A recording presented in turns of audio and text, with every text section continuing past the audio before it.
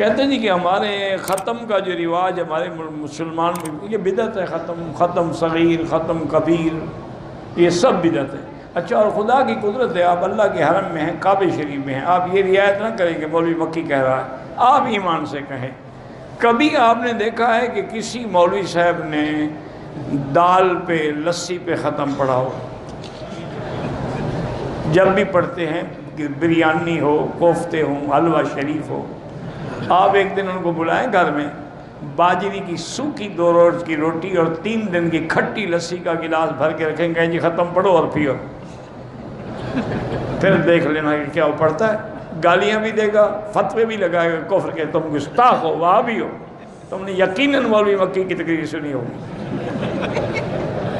انا للہ و انا الیہ راجعون۔